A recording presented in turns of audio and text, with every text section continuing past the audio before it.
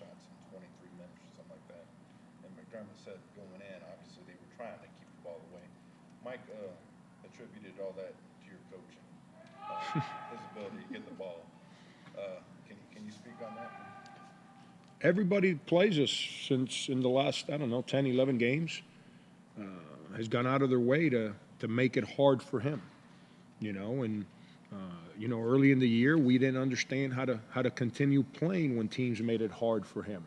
Now we're getting a better understanding. He's getting a better understanding of getting double and triple teamed by college players, people that are as big and strong as he is, and the rest of our guys have a better understanding of what to do. Early in the year, we, pass it to him and stand around. Well, we don't do that anymore, and it's important that we continue to learn, continue to get better, and and he's starting to understand that every time we play, they're going to try and come at him and take him out of it, and and it's up to us as coaches to continue to develop different ways to get him in areas where he's good at scoring the ball in different schemes, but to get him in the same area to make the scouting report a little bit more difficult. So that way it makes it harder to where to double him from.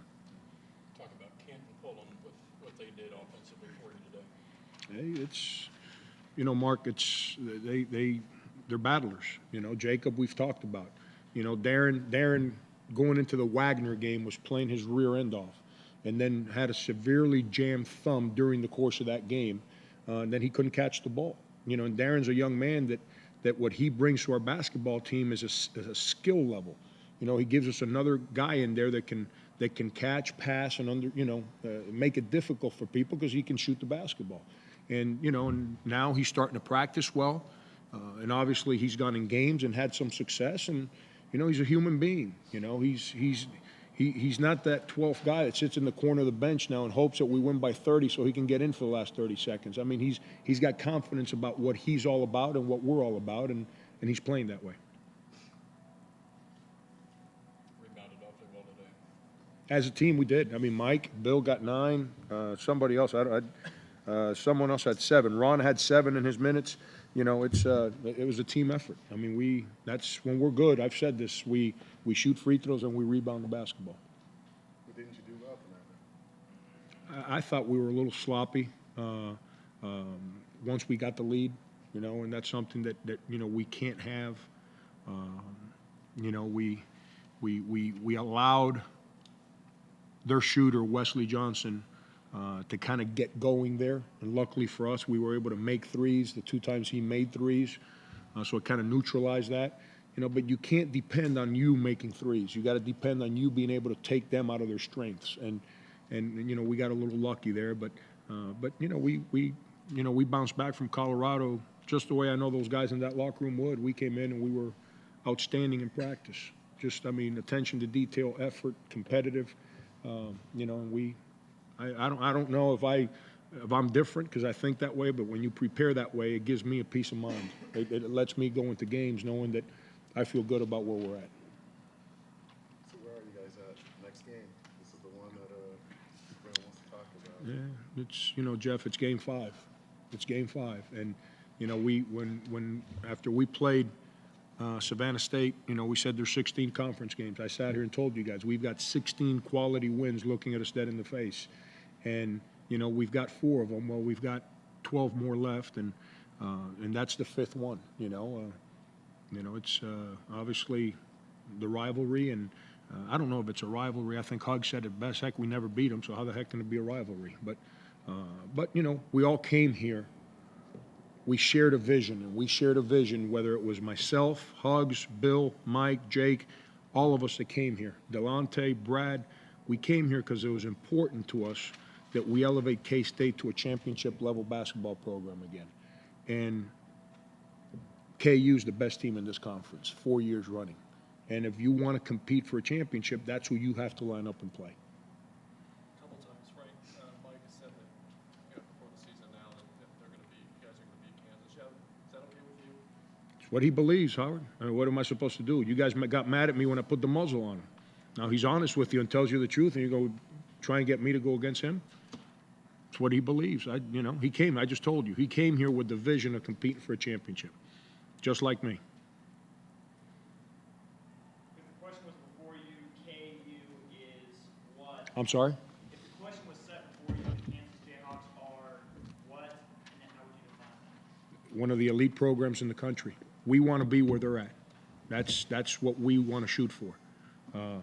You know, you don't go undefeated with the schedule they've played and lose Brandon Rush and Sharon Collins to injury during that process and stay undefeated unless you're a quality basketball coach with some quality players that understand what it takes to win. They've won this conference 4 years in a row for a reason. That didn't happen by mistake. They didn't punt one in from half court and got lucky.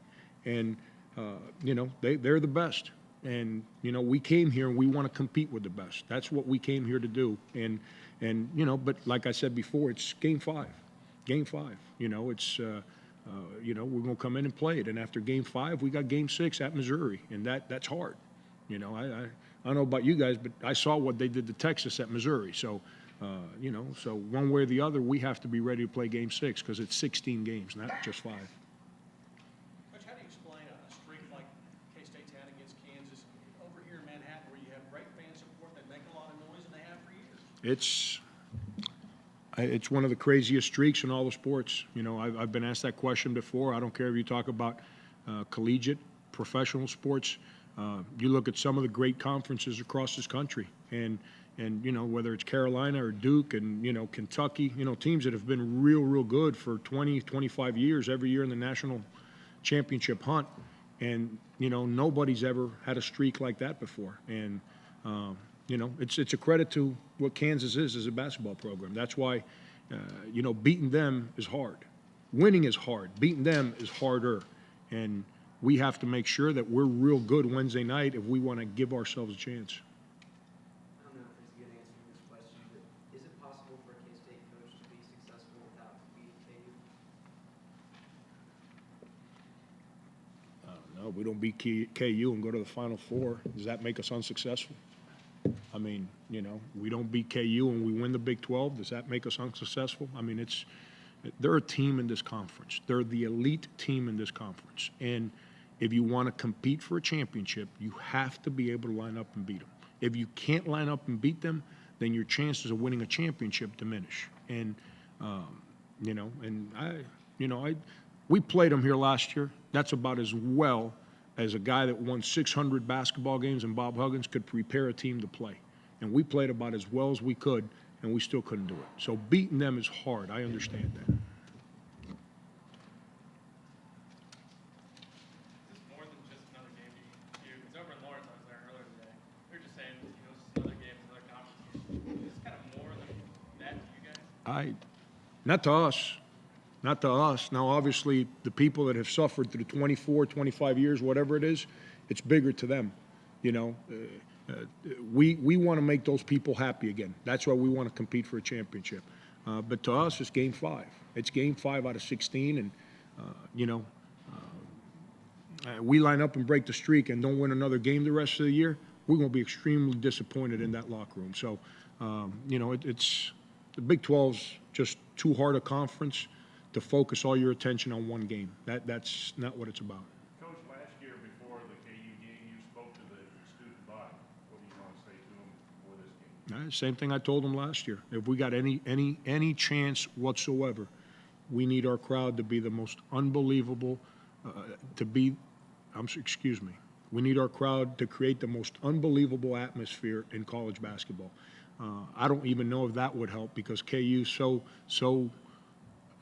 upperclassmen, you know, strong that I don't think that'll wilt. But we need everything that's a part of K-State working in the same direction for us to have a chance on Wednesday. Anything else for Coach? Thank you.